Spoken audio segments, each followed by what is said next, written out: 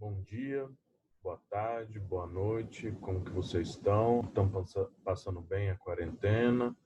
Estão conseguindo assistir às aulas, fazer os exercícios? Me mandem feedbacks, eu falo isso todas as aulas, mas me mandem feedback, o que vocês estão achando, sei lá, se o som está ruim, se está didático, se não está didático, o que vocês estão achando para que a gente consiga ir melhorando e tendo um retorno sobre esses assuntos, sobre as aulas, tá bem? Na aula de hoje eu vou trabalhar com vocês sobre o Weber. Então, nós trabalhamos com três autores, são os três principais sociólogos, Durkheim, Marx e Weber, e o Weber é o último, tanto temporalmente, né, é o último a nascer, o último a morrer, e é o que tem as contribuições sendo mais seguidas e que, apesar da fama do Marx fora da sociologia ser maior, dentro da sociologia, no fim, é o Weber quem tem os seus maiores seguidores. Eu, de novo, já coloquei lá no Drive os exercícios, a aula, o esquema que eu vou passar de novo para vocês, a lista de exercícios, e nessa aula especificamente, eu vou colocar para vocês lá um esquema teórico que eu fiz, é uma tabela com vários campos que vocês vão estar preenchendo sobre os três autores, sobre o Durkheim, sobre o Durkheim, o Marx e o Weber, e vocês vão preenchendo para sintetizar, conseguir concretizar os nossos ensinamentos. Ao contrário da lista de exercícios, não vai ter gabarito. Vocês vão me mandando, ou manda no e-mail, manda no pessoal, enfim, vocês vão entrando em contato aí comigo para eu estar corrigindo, beleza? Uma coisa, pessoal, não é nenhuma forma de crítica, não, mas vocês sabem que no YouTube eu consigo ver as visualizações, né? E eu tenho reparado que tem caído muito o número de visualizações. Eu sei que vocês costumam se preocupar com as aulas de exatas, mas é sintomático que a primeira aula tenha 80 visualizações e a última, né, não essa, a anterior, tenha 20 visualizações.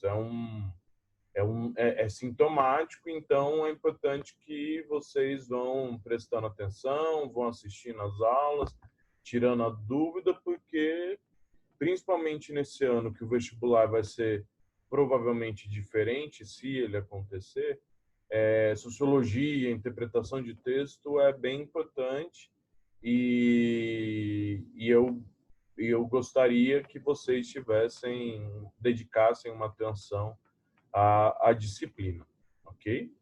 Bom, vamos lá ao Weber propriamente dito. Quem é o Weber? Max Weber, foi um sociólogo alemão também, que nasceu em 1864 e morre em 1920. Existe um período ali entre o Weber nascer e o Marx morrer, que é de 64 a 88, que os três estão vivos, né? E é curioso que o Marx tem uma vida completamente diferente dos três, mas especificamente do Weber. O Weber vive a sua vida inteira na Alemanha, mesmo sobre os governos, os regimes anteriores à República, e tem uma vida relativamente tranquila. Ele é de origem protestante, né, como eu falei para vocês na última aula, ao contrário do Marx e do Durkheim, ele acaba seguindo essa vida religiosa, ele continua professando a religião, não é um... E isso não influencia, apesar de que eu vou falar de um livro, isso não influencia na obra dele, mas ele é importante levar isso em consideração. Bom, ele, assim como Durkheim, assim como Marx, ele faz faculdade de Direito e de Filosofia, se formando no doutorado em 1891, beleza? Então, quando Marx, por exemplo, já estava morto.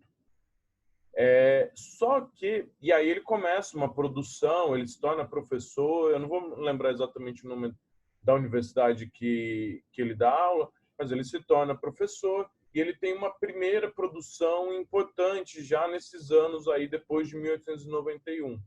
Só que em 1897, o pai dele morre. E entre 1897 e 1902, ele fica numa depressão muito profunda, que ele não produz nada. Ele se desvincula da universidade, ele não dá aula, ele tem uma depressão profundíssima e não produz nada. Só a partir de 1902 que ele volta a dar aula, ele volta a trabalhar e produzir. E aí é em 1904 que ele produz, que ele publica o livro mais importante dele, que é A Ética Protestante e o Espírito do Capitalismo.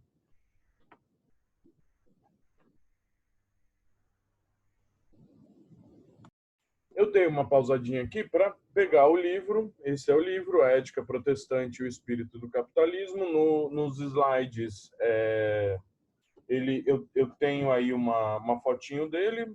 Esse daqui, A Ética Protestante, bem menor do que o Capital que eu mostrei na última aula para vocês. É um livro muito interessante, é a obra mais importante dele. Então, que ele vai discutir exatamente essa questão do surgimento e consolidação do capitalismo, né, que é o que ele chama de espírito do capitalismo, através dessa ética protestante. Eu já vou voltar um pouquinho nessa explicação, correlacionar essas duas coisas. A primeira coisa que eu quero trabalhar com vocês, num esqueminha que eu vou expor para vocês daqui a pouco, já vai estar colocado lá. Então, não necessariamente vocês precisam adivinhar, entre aspas, como que escreve essa palavra. Mas o Weber tem um negócio que se chama neutralidade axiológica. O que é isso? O Weber acredita que os sociólogos, ao se fazer sociologia... um parêntese aqui. Assim como o Durkheim, o Weber tem livros de método sociológico. Então, ele vai dizer como se deve fazer a sociologia. Então, ele vai ter um livro que chama Ciência como Vocação, ele vai ter um que, se eu não me engano, chama Método Sociológico, propriamente dito. Eu não me lembro exatamente o nome do livro.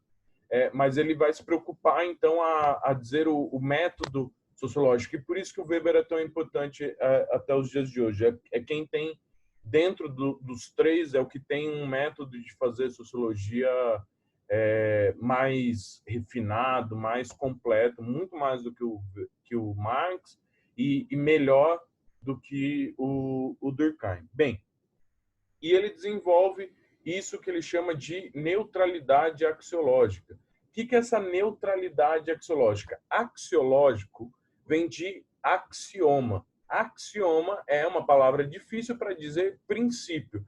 Então, neutralidade axiológica é neutralidade por princípio. Então, o Weber vai dizer que o sociólogo deve ser neutro nos seus princípios. Ele não pode levar em consideração os seus princípios para analisar a realidade. Parece um negócio meio óbvio. Eu não posso levar em consideração, olha, eu quero que tal coisa seja a solução para o problema. Não é assim. O sociólogo ele deve partir de uma neutralidade axiológica. Mas vejam só, essa neutralidade axiológica ela é muito mais um intento, ela é muito mais um objetivo. Ela não é algo concreto, seria como uma corrida, uma maratona. Você vai, a neutralidade axiológica está aqui. Você vem correndo até chegar nela. Só que quando você chega nela, ela se afasta. Então, a neutralidade axiológica, na verdade, é um exercício. Não é como se fosse um chuveiro. Eu estou cheio dos meus juízos de valor, eu estou cheio dos meus preconceitos, dos meus valores, das minhas opiniões. Aí eu vou lá, tomo um banho, tomo uma chuveirada, pá, tô limpo, tô felizão, acabou todos os meus valores, eu deixei de lado todos os meus valores. Não é isso. É como se eu tivesse sempre num exercício, nessa corrida, em uma corrida contínua, por essa neutralidade axiológica. Beleza? Então, é um exercício que o sociólogo deve buscar fazer, ter essa neutralidade axiológica. Mas, exatamente por ser um exercício, o Weber não vai acreditar que isso é possível. Então, ele não vai dizer isso, mas está nas entrelinhas, e eu já vou dizer o porquê que ele não vai dizer isso, mas ele coloca isso como uma utopia que eu quero atingir. Mas por que ele não diz isso e por que ele cria essa neutralidade axiológica? Reparem, o Weber vai produzir sociologia no início do século XX, entre 1902 e 1920, quando ele morre. O que está acontecendo na Alemanha nesse período? O surgimento do nazismo. Ainda muito incipiente. O Hitler era um Zé Mané. Um partido nazista surge nesse período com pouquíssimos. Mas a gente consegue imaginar aqui no Brasil como que é, né? Alguém, 4 anos atrás, era um banana, de repente vira um líder, vira um presidente, parece, né? Tem uma semelhança. E era mais ou menos. Só que o Weber começa a perceber que dentro das universidades, dentro da sociologia, dentro da filosofia, dentro de todas as áreas da ciência, começam a surgir nazistas, apoiadores do nazismo. E ele fala, calma lá, não pode, há limites. Então, para combater o nazismo, o Weber vai desenvolver essa neutralidade axiológica, para que os nazistas não consigam... Ele tinha muito respeito, era provavelmente, à época, o sociólogo mais importante da Alemanha, se não for até hoje, ele vai usar o seu poder, entre aspas, para tentar impedir o crescimento no nazismo dentro da Alemanha, dentro da academia, dentro da universidade, dentro da sociologia alemã. Consegue, com algum sucesso, né? A sociologia é um campo que fica meio bloqueado, entre aspas, do nazismo, mas ele morre e logo depois da sua morte o nazismo tem ascensão e cresce. Então, e por isso que ele não pode dizer, e ele só diz isso nas entrelinhas, que essa neutralidade axiológica é uma utopia. Porque ele está numa luta contra o nazismo. Então, cada letra ali, cada linha que ele está escrevendo tem um objetivo por trás. Não é uma luta escarniçada e tudo mais, mas é uma luta contra o nazismo. Bom, e aí, voltando ao livro aqui, A Ética Protestante e o Espírito do Capitalismo, o Weber vai desenvolver um método que nós chamamos de individualismo metodológico. Isso é importante, vejam só. O Marx e o Durkheim partem do coletivo para entender a ação individual. Então, o Durkheim vai entender a sociedade. Lembra que naquele esquema eu coloquei a sociedade no meio de tudo? Então, o Durkheim vai entender a sociedade e como, através dos fatos sociais, ela pressiona a ação dos indivíduos. O Marx vai dizer pelas classes. Então, as classes condicionam a ação dos indivíduos. Perfeito? Tranquilo até aqui? Então, eles partem do coletivo para o individual. Certo? Então, eles são coletivistas, entre aspas. O Weber não, ele é um individualista metodológico. Porra, professor, você está dizendo então que o Weber é um egoísta? Não, não estou dizendo isso. O que eu estou dizendo é que ele parte metodologicamente do indivíduo. Então, eu parto da ação do indivíduo para entender toda a sociedade. E eu já vou voltar nessa história da ação aqui. Então, vejam só, como que é esse livro aqui, ó? A Ética Protestante. O que é ética? Ética é o código de conduta, é o como que eu faço, ou seja, o que eu faço? O que eu deixo de fazer? É a ética. Então, a ética protestante, qual que é o código de conduta dos protestantes? O que os protestantes podem fazer e que não podem fazer? E aí o Weber vai dizer o seguinte, olha, essa ética protestante vai ser o que vai dar o espírito do capitalismo, ou seja, a alma do capitalismo. Aqui, vamos recorrer a um termo marxista que vamos trabalhar algumas aulas para frente. A ideologia marxista, as ideias marxistas, as ideias capitalistas. Então, partimos do espírito das ideias protestantes para entender o capitalismo. Só que não é qualquer ideia. É aquela ideia que diz o que os indivíduos podem e o que os indivíduos não podem fazer. Vou pegar um exemplo simples. Dizia, e um exemplo simples que dá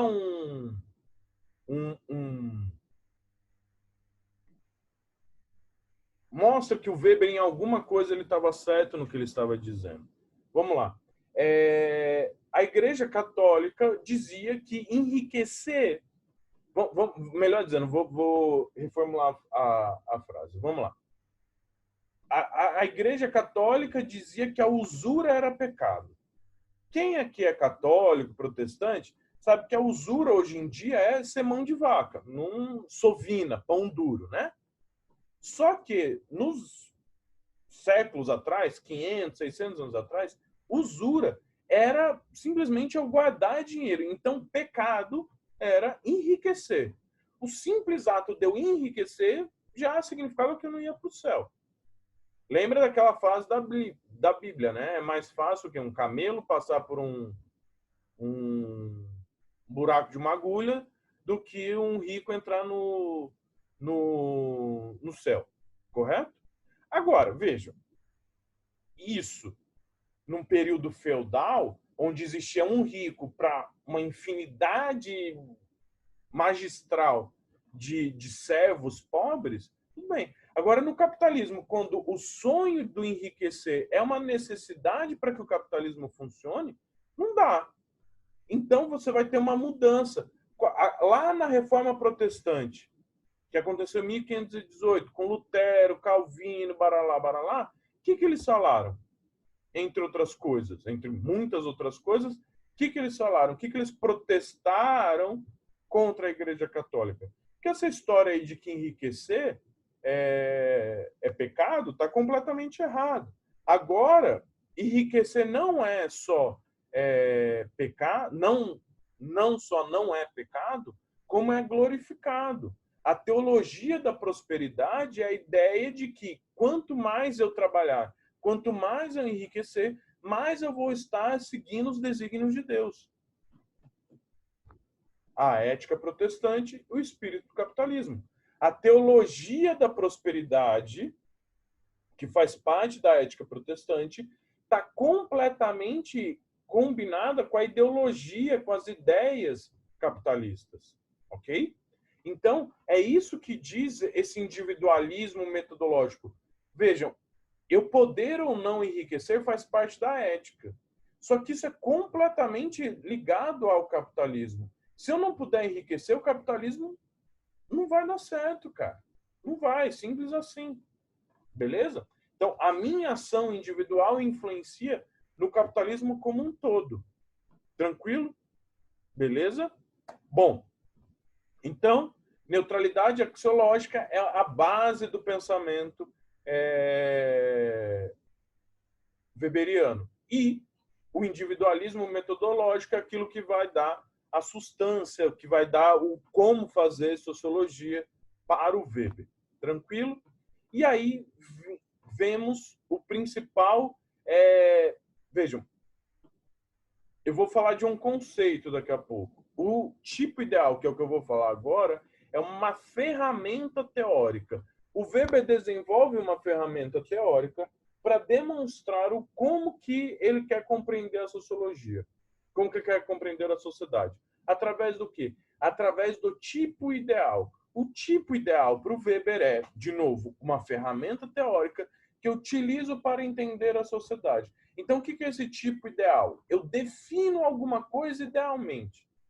E a partir dessa definição, eu vou comparando a sociedade como um todo. Ok? Então, vamos pegar um exemplo simples. Eu defino lá o que é escola. Melhor dizendo, eu defino o que é educação. Eu defino o que é educação e, a partir disso, eu vou dizer, melhor, a partir do que é educação, eu vou comparar as educações nos diversas realidades da sociedade. A educação no Brasil, a educação na França, a educação na Alemanha, a educação na Argentina. Eu vou utilizar esse tipo ideal de educação para comparar com as educações nos diversos países. Então, ao invés de cada estudo que eu fizer, eu tiver que definir o que é educação, eu vou partir de um tipo ideal de educação. Beleza? Então, vamos lá. Por que eu digo isso? Eu defino o que é educação ou utilizo educação para algum autor. Por exemplo, vamos supor, eu vou fazer um estudo sobre educação. Aí eu vou dizer lá, olha, segundo o autor tal, segundo Weber, educação é ... E aí eu defino o que é educação para Weber. No Brasil, isso se diferencia por causa disso, disso, disso. Na Argentina é assim, assim, assado. É diferente do Brasil por causa de A, B, C e D. Vejam? Então, o tipo ideal é um instrumento teórico, é uma ferramenta teórica que eu vou comparar a sociedade, eu vou comparar os elementos da sociedade. Beleza? Eu gosto de dar um exemplo que é o seguinte. Vocês com certeza já brincaram com isso quando vocês eram crianças, ou quem tem irmão tem isso na casa de vocês até os dias de hoje. Esse brinquedo ele consistia no quê? Em você encaixar cada uma dessas coisas no buraco certo. Agora vejam, aqui, por exemplo, tem o círculo azul. O círculo azul encaixa no buraco do círculo vermelho, correto? Só que o círculo azul é diferente do círculo vermelho, certo? Só que o que eles têm, os dois têm em comum? Eles são círculos. Ou seja, eu tenho um tipo ideal de círculo na minha cabeça. Ele pode ser azul, ele pode ser vermelho, ele pode ser preto, ele pode ser a cor que for. Ele pode ser de madeira, ele pode ser de plástico, ele pode ser do que ele for. Beleza? No caso ali não é círculo, não é cilindro. Mas vocês entenderam, né? A geometria é isso. Então, por que eu gosto desse exemplo? Porque eu posso encaixar as coisas diferentes, mas eu vou ter uma definição daquelas coisas, correto? É exatamente isso o tipo ideal. Se eu pedir para vocês imaginarem o seguinte, imaginem um carro, vocês vão imaginar o carro. O carro que cada um aqui de vocês imaginou vai ser diferente, correto? Vai ter especificidades, pode ser de cor diferente, pode ser de tamanho, de formato diferente, mas é carro. Agora, nenhum dos carros de vocês vai funcionar na água, ou não vai ter roda, não vai ter motor. Todos os carros vão ter algumas características que são fundamentais para serem consideradas carro. Isso é exatamente um tipo ideal. Eu tenho uma definição genérica para todas as pessoas, para todo mundo, que funciona em todas as sociedades. E depois eu vou comparando nas sociedades. É uma régua. É uma régua. A régua, o que a régua diz? Olha, aqui tem 1 centímetro, aqui tem outro, papapá. Eu não sei o que é 1 centímetro. Eu estou dizendo que aquela régua está me dizendo o que é 1 centímetro. Correto? O 1 centímetro não existe na natureza. Eu não vou encontrar na natureza uma definição do que é 1 centímetro. É um acordo. É uma definição, é um tipo ideal. É exatamente a mesma coisa que o Weber faz com os seus conceitos. Ele define um tipo ideal e, a partir disso, ele vai encontrando na realidade se existe. Na verdade, os tipos ideais nunca existem de fato na realidade. Ele vai vendo quais são as diferenças que os tipos ideais possuem na sociedade. Tranquilo? Então, isso é importante. A definição de tipo ideal é muito importante. Por quê? Porque agora nós vamos estudar um tipo ideal, um conceito do Weber que ele vai fazer através de um tipo ideal, que é o de ação social, de ações sociais. Então, aquilo que eu falei para vocês, né? O esquema aí. Acompanhem com o mouse. Então, neutralidade axiológica, ser neutro por princípio, individualismo metodológico, então eu parto do indivíduo para entender a sociedade, e o tipo ideal. Pedi o mouse, e o tipo ideal, que é essa ferramenta teórica de comparação da sociedade. Ok? Vamos, então, às ações sociais. Ação social são todas aquelas ações que os indivíduos realizam na sociedade que têm por objetivo um sentido, um significado, possuem especificidades e, principalmente, possuem uma motivação. Isso é fundamental. Ação social precisa existir motivação. Não é eu me alimentar, não é eu ir ao banheiro, não é eu dormir. É eu ter uma motivação. Obviamente, para ser uma ação social, eu tenho que envolver mais de uma pessoa. Eu e, no mínimo, outra pessoa. Porque vai ter uma motivação. Eu vou ter um porquê que eu estou fazendo aquilo. Ok? E existem dois grupos, vamos chamar assim, de ação social, de ações sociais. As racionais e as irracionais. Vejam, o Weber chama as ações racionais de ações racionais. Ele não vai dizer que os outros são 4 tipos de ações racionais, 4 tipos de ações sociais. 2 são racionais e 2 são irracionais. O Weber, se vocês forem procurar no livro, que é inclusive nesse daqui, na Ética Protestante, vocês não vão encontrar lá ação social e racional. Ação social e racional tal ou tal. Mas, para dividir na explicação, eu coloquei entre as racionais e as irracionais. De novo, o Weber chama as racionais de racionais, mas ele não utiliza as irracionais. Eu só estou colocando aqui para vocês entenderem, para segmentar na cabeça de vocês o que significa cada uma delas. Beleza? Então, ações sociais são aquelas ações que têm sentido, significado, e que o papel do sociólogo é encontrar o porquê que os indivíduos agem daquela maneira. Beleza? Então, primeiro, as racionais. As racionais, como eu disse, se dividem em 2 tipos. As com relação a fins. Ação sociais, racionais, relativas a fins.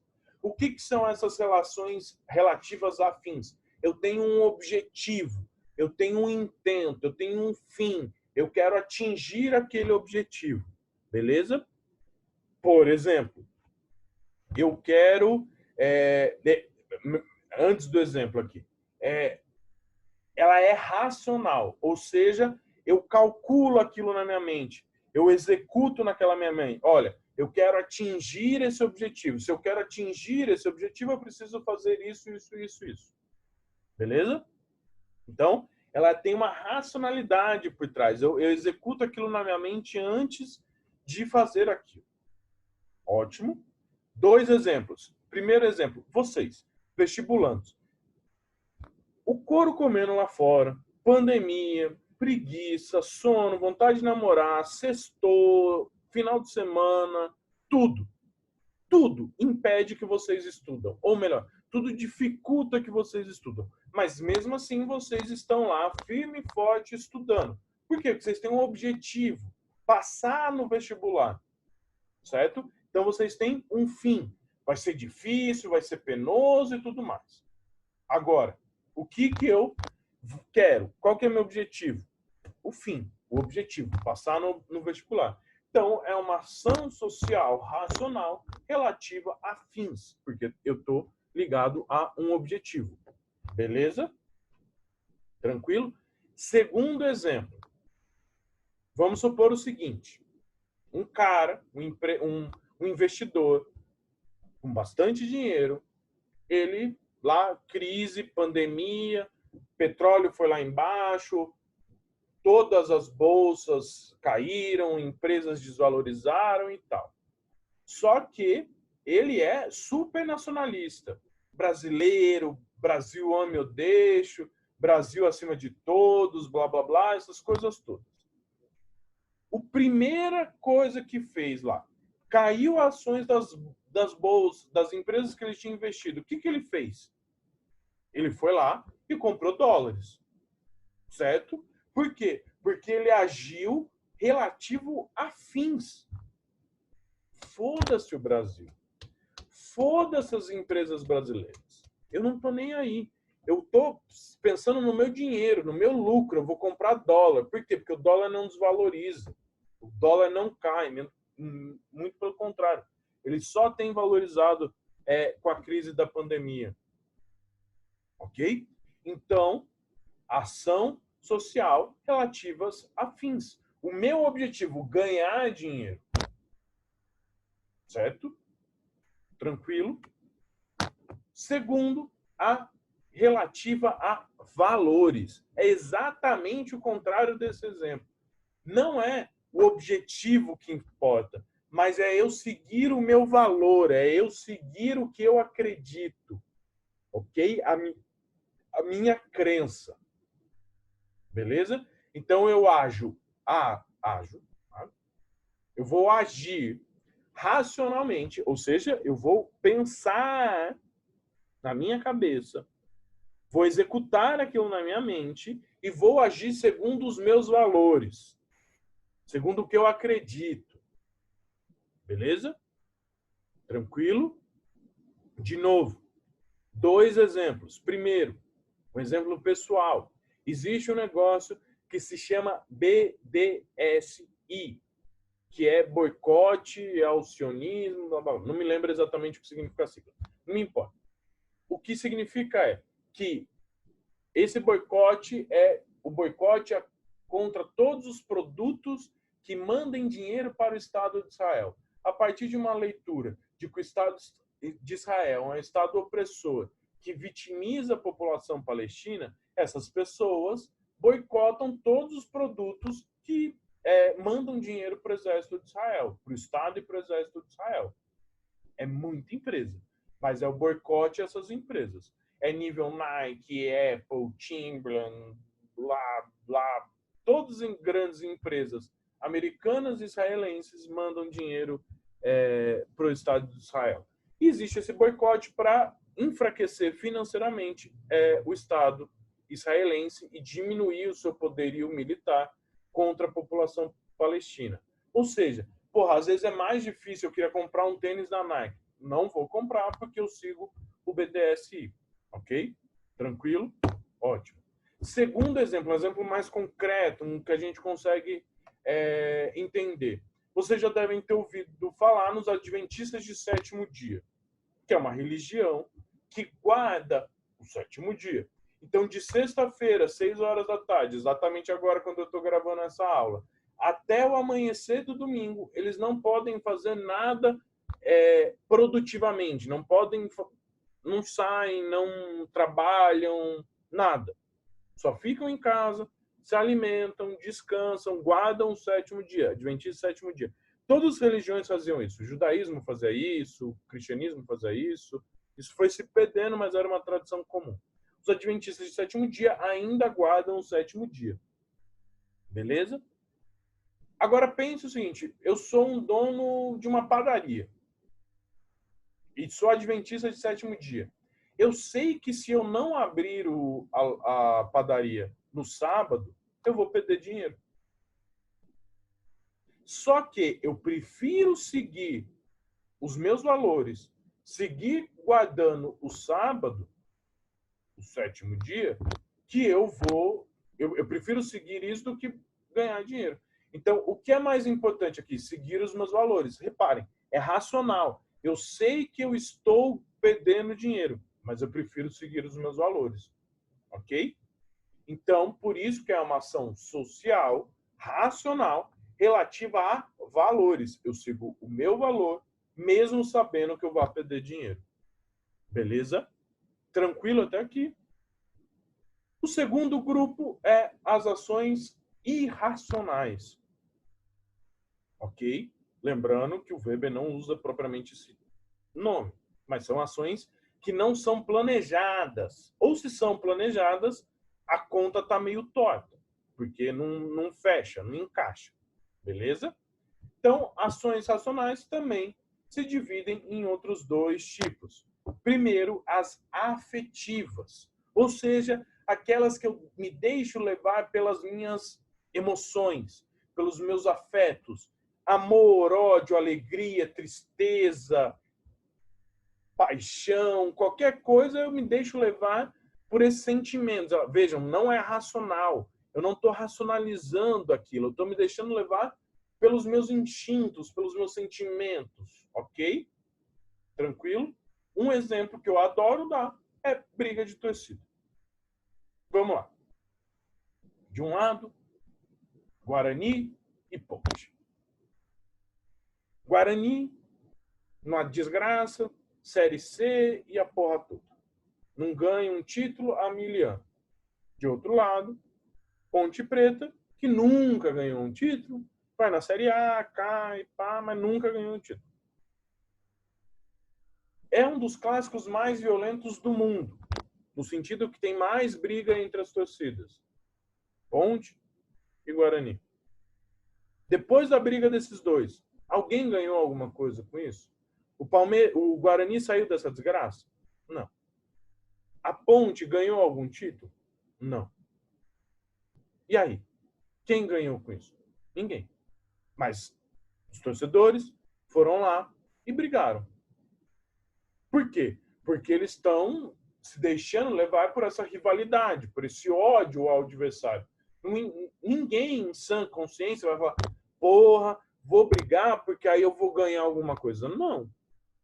Muito pelo contrário. Qualquer pessoa que para e pensa, fala, não vou brigar por causa de torcida. Beleza?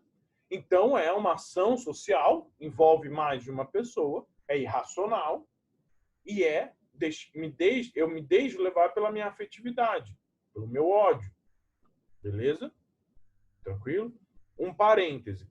Quem for ver o PowerPoint lá que eu mandei para vocês, eu usei uma briga específica para colocar o exemplo a foto de exemplo nessa explicação.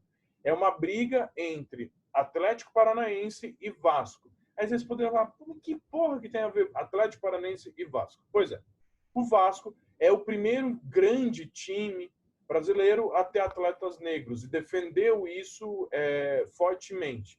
O Atlético Paranaense é de umas torcidas mais racistas, tem torcidas neonazistas, skinheads, são horripilantes. E aí, em 2011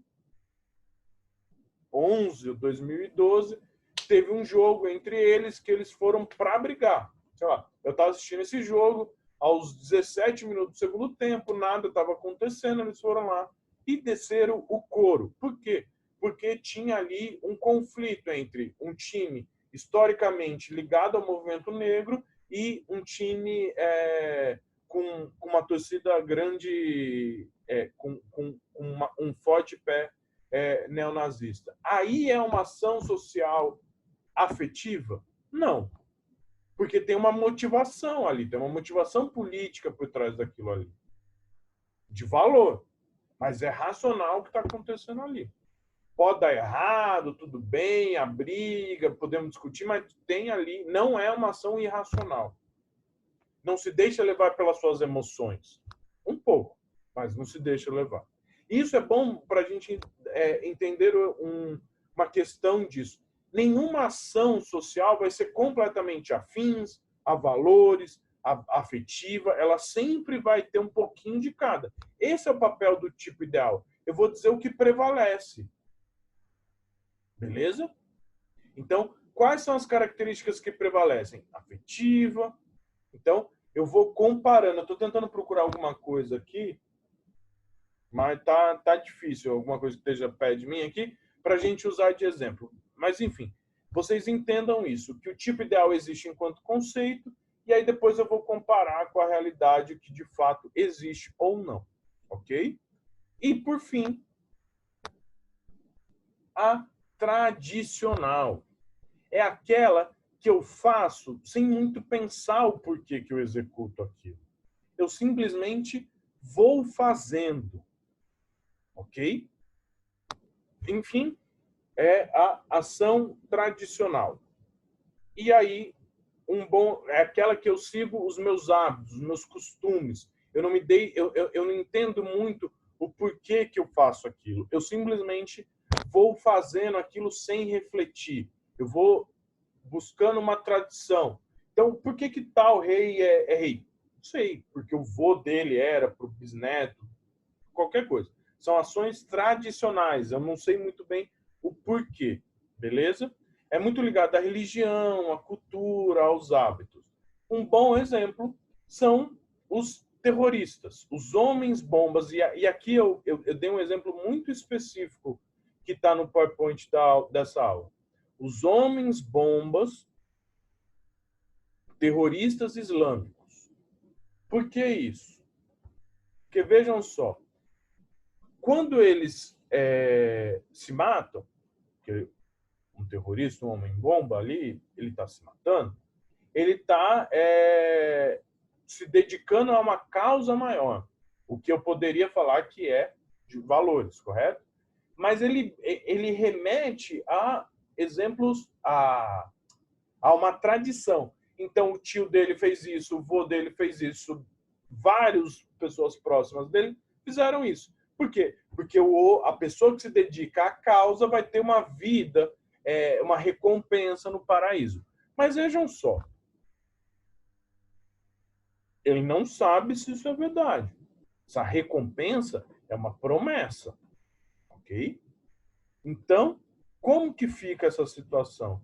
Então, é baseado na tradição, no costume, que todos os antepassados dele fez isso, então ele acaba fazendo também. Mas isso não quer... Aonde eu estou querendo chegar para você é o seguinte, não há conta, e por isso que ela não é racional, não há conta que feche que eu me explodir, eu vou ganhar alguma coisa. Porque, primeiro, é uma promessa, e segundo, eu perdi a vida, eu perdi o contato com todas as pessoas que são próximas a mim, e essas pessoas perderam. Ou seja, todo mundo saiu perdendo por uma promessa de uma vida superior no futuro. Então, isso não existe. Beleza? Não é possível isso. Então, por isso que ela não é uma ação social racional relativa a valores, e sim uma ação irracional relativa à tradição. Essa é a diferença entre a tradição e a de valores. Eu sigo também, entre aspas, um valor, mas não é racionalizado isso. Eu saio perdendo nessa conta. Ok? Então, esse é o esquema da aula de Weber. Então, é isso. Aquele meu recadinho de todas as aulas. Estudem, prestem atenção, façam anotações, tirem dúvidas, façam os exercícios que eu estou passando para vocês. É muito importante isso. E vamos se preparando, vamos tendo tranquilidade, façam as coisas quanto derem, não busquem uma produtividade insana no meio da quarentena. Isso não existe, não acontece. Vão fazendo o que dá. Deem uma atençãozinha para a sociologia é legal. A gente tenta fazer um negócio mais descontraído para amenizar aí dessas coisas mais chatas, tipo física, química e outras ciências mais difíceis, mais duras. Então, fica aí esse convite para vocês assistirem a aula, para refletirem, e eu estou sempre aberto para os exercícios, para dúvidas e para qualquer coisa que vocês quiserem. De novo, aqui eu vou estar colocando o esquema no Drive, façam, me mandem e a gente segue conversando, beleza? Para tirar as dúvidas. Esse exercício é muito importante, gente. É ali que vocês vão ver se estão com dúvidas ou não, beleza? Qualquer coisa, a depender, se bastante gente me procurar, eu posso fazer uma live, entre aspas, ou a gente faz um encontro por aqui, para resolver esse exercício conjuntamente. Beleza? Valeu, bons estudos, tenham tranquilidade, estudem e vão com calma para a gente superar essa pandemia. Beleza? Valeu!